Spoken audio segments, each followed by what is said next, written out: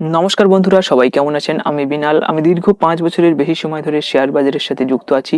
আজকের এই ভিডিওতে আমরা আলোচনা করব আজকের বাজার নিয়ে এবং আমাদের বাজারের পরবর্তী মুভমেন্ট কি হতে পারে সেটাও আজকের ভিডিওতে আমরা ইন ডিটেলসে আলোচনা করব।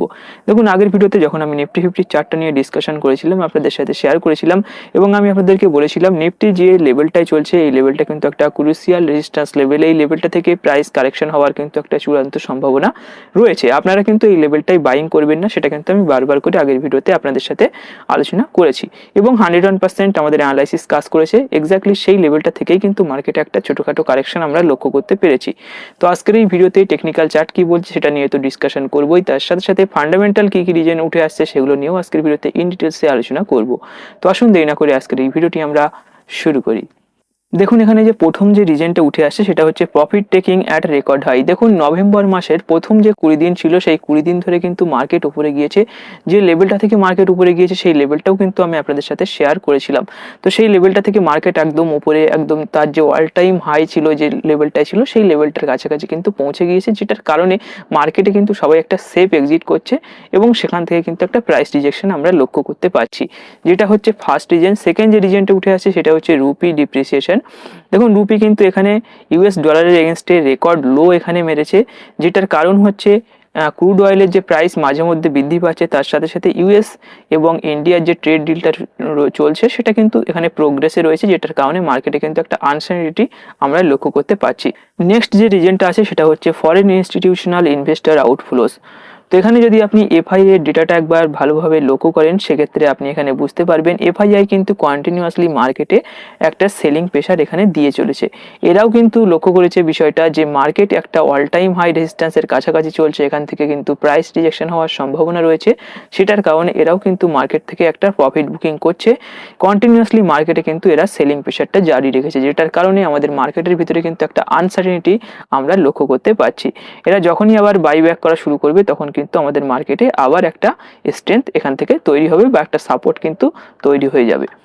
তো আসুন নেক্সট যে রিজনটা রয়েছে সেটা দেখে নিই। নেক্সট যে রিজনটা রয়েছে সেটা হচ্ছে গ্লোবাল মার্কেটকে নিয়ে। দেখুন, এখানে গ্লোবাল মার্কেটের উপরে যদি নজর রাখা যায়, গ্লোবাল মার্কেটে কিন্তু একটা এভারেজলি বুলিশনেস এখানে লক্ষ্য করা যাচ্ছে।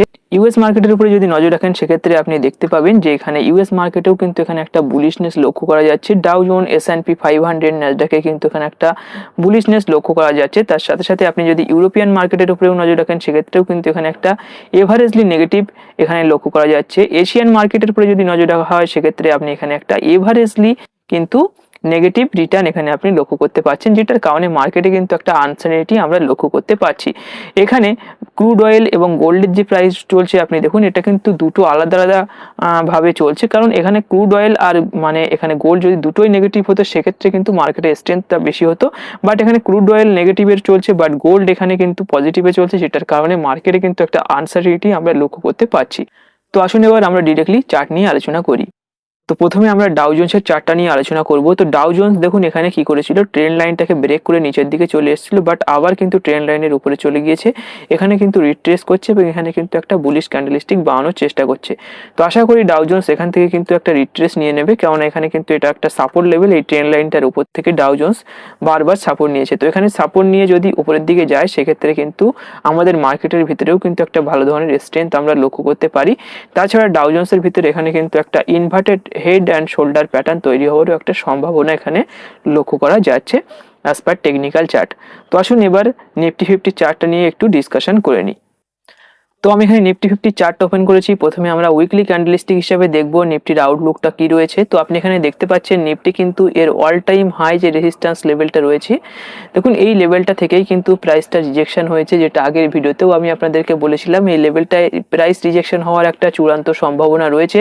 কেননা এই যে লেভেলটা রয়েছে এই লেভেলটা থেকে কিন্তু সবাই বাই করেছে। এই লেভেলটা কিন্তু আমি আপনাদের সাথে শেয়ার করেছিলাম। এখান থেকে কিন্তু মার্কেট সোজা উপরের দিকে গিয়েছে কন্টিনিউয়াসলি 20 দিন ধরে, কিন্তু ডেড ক্যান্ডেলস্টিক হিসেবে দেখলে আপনি বুঝতে পারবেন কন্টিনিউয়াসলি 20 দিন ধরে কিন্তু মার্কেট উপরে গিয়েছে এবং এই লেভেলটার কাছাকাছি যেহেতু এসে গিয়েছে অল টাইম হাই রেজিস্ট্যান্স, সেই জন্য কিন্তু এখান থেকে সবাই এই লেভেলটায় গিয়ে কিন্তু একটা সেলিং প্রেশার দিচ্ছে, একটা সেফ প্রফিট তারা এখানে বুক করছে, যেটার কারণে কিন্তু মার্কেট এখানে একটা সেলিং প্রেশার আমরা লক্ষ্য করতে পারছি।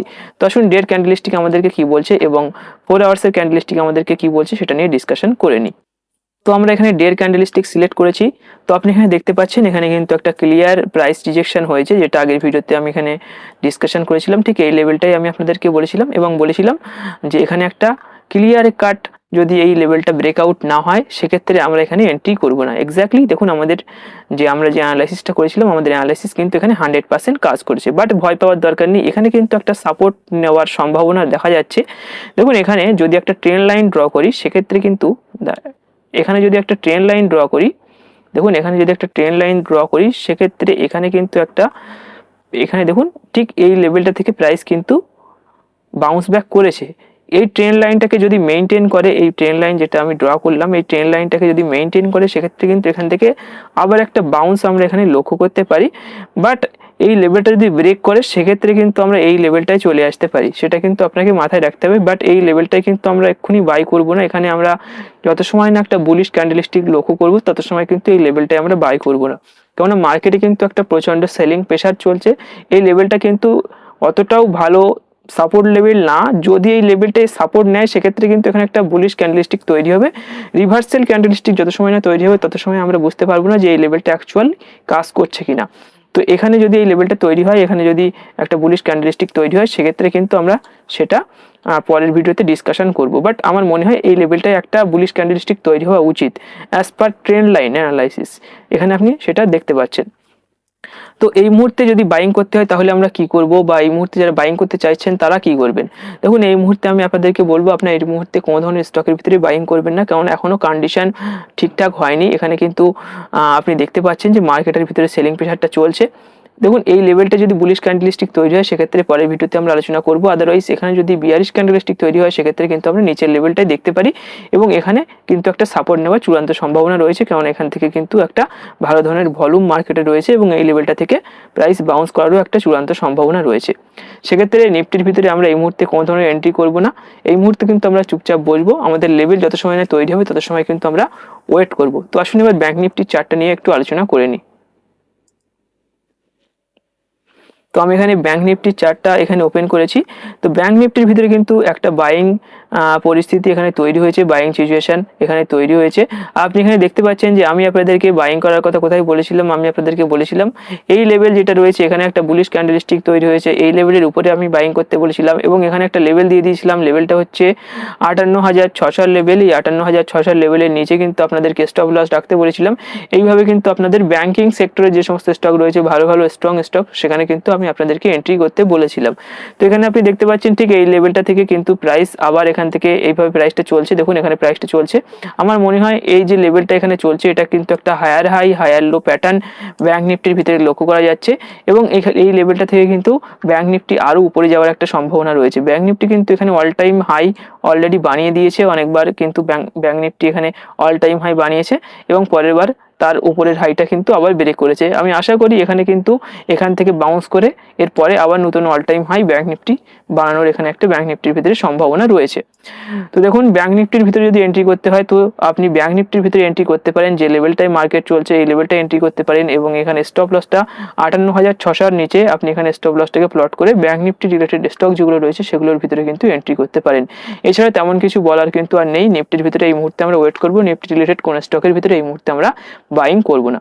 তো আশা করি ওভারঅল কি ভিউ রয়েছে আপনি বুঝতে পেরেছেন। তো আজকের এই ভিডিওটি এখানে শেষ করবো। ভিডিওটি ভালো লাগলে অবশ্যই ভিডিওটিকে একটি লাইক করবেন, বন্ধুর সাথে শেয়ার করবেন এবং আপনি যদি আমাদের ইউটিউব চ্যানেলে প্রথমবার ভিজিট করেন সেক্ষেত্রে অবশ্যই আমাদের চ্যানেলটিকে সাবস্ক্রাইব করে পাশে থাকবেন। ধন্যবাদ।